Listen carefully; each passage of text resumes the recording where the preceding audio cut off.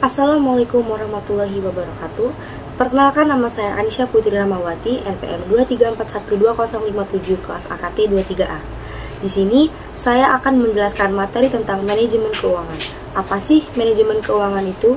Jadi, manajemen keuangan merupakan cabang manajemen yang berfokus pada pengelolaan keuangan suatu organisasi atau individu untuk mencapai tujuan keuangan secara efisien dan efektif. Dalam konteks bisnis, manajemen keuangan bertujuan untuk memaksimalkan nilai perusahaan bagi pemegang saham, memastikan ketersediaan dana yang cukup untuk operasional, serta menjaga keseimbangan antara risiko dan keuntungan. Selanjutnya, yaitu tujuan utama manajemen keuangan. Yang pertama, memaksimalkan kekayaan pemegang saham.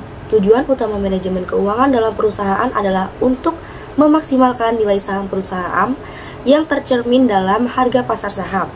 Dengan meningkatkan harga saham, pemegang saham akan mendapatkan manfaat lebih besar dari investasi mereka. Yang kedua yaitu memastikan profitabilitas. Manajemen keuangan berfokus pada upaya untuk meningkatkan keuntungan melalui pengelolaan arus kas, biaya operasional, dan efisiensi penggunaan sumber daya.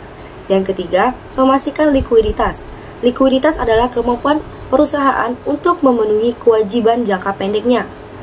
Manajemen keuangan memastikan bahwa perusahaan memiliki aset likuid yang cukup untuk menjalankan operasional sehari-hari tanpa kesulitan. Yang keempat, mengelola risiko keuangan. Setiap keputusan keuangan melibatkan risiko, seperti fluktuasi nilai tukar, tingkat suku bunga, atau risiko pasar.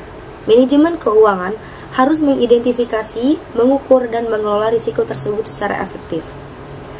Selanjutnya, fungsi utama manajemen keuangan. Manajemen keuangan terdiri dari berbagai fungsi yang penting dalam pengelolaan aset, utang, sumber daya keuangan lainnya.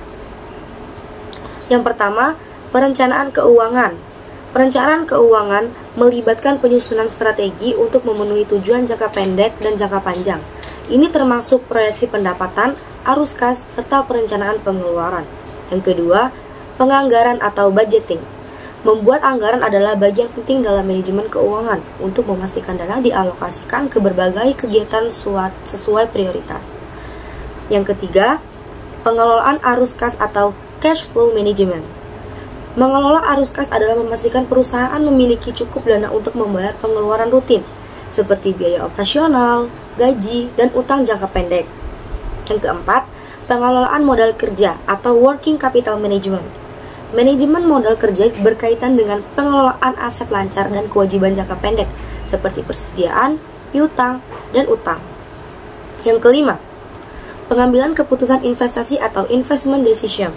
Keputusan investasi melibatkan alokasi dana ke proyek atau aset yang dapat memberikan keuntungan di masa depan. Keuntungan ini memerlukan analisis mendalam mengenai risiko dan potensi pengembalian. Yang keenam, keputusan pendanaan atau financing decision. Perusahaan harus memutuskan bagaimana mereka akan mendapatkan dana, apakah melalui penerbitan saham, meminjam dari bank, atau menggunakan dana internal. Yang ketujuh, pengelolaan risiko keuangan atau risk management. Manajemen keuangan harus mampu mengidentifikasi dan mengelola berbagai risiko, seperti risiko pasar, suku bunga, dan nilai tukar. Yang kedelapan, pengendalian keuangan atau financial control. Pengendalian keuangan melibatkan pemantauan secara terus-menerus terhadap kegiatan keuangan perusahaan melalui audit dan evaluasi kinerja. Selanjutnya ada komponen utama manajemen keuangan. Yang pertama, keputusan investasi. Yang kedua, keputusan pendanaan. Yang ketiga, keputusan dividen. Yang keempat, manajemen risiko. Pentingnya manajemen keuangan dalam bisnis. Manajemen keuangan yang baik sangat penting untuk kelangsungan hidup dan pertumbuhan bisnis. Beberapa alasan utamanya adalah optimalisasi sumber daya, peningkatan profitabilitas, pengelolaan risiko, keberlanjutan bisnis. Dengan mengelola keuangan secara strategis, perusahaan dapat memastikan bahwa mereka berada di jalur yang tepat untuk mencapai tujuan bisnis mereka, menciptakan nilai bagi pemegang saham, dan menjaga keseimbangan antara pertumbuhan dan stabilitas. Demikian yang dapat saya sampaikan. Terima kasih. Wassalamualaikum warahmatullahi wabarakatuh.